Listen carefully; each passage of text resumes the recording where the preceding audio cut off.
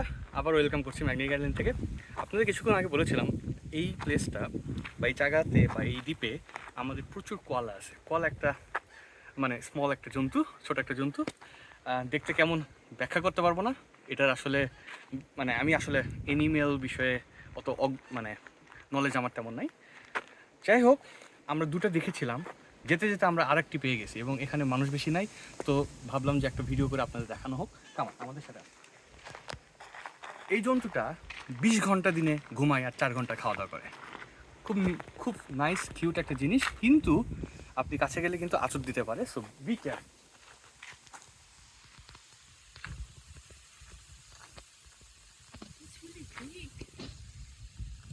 যাই হোক, আমরা আরও খুব সুন্দর সুন্দর দৃশ্য আপনাদের দেখাবো। আপনারা কোয়ালাটাকে এনজয় করতে থাকুন, আবার কিছুক্ষণ পর দেখা হবে। ধন্যবাদ।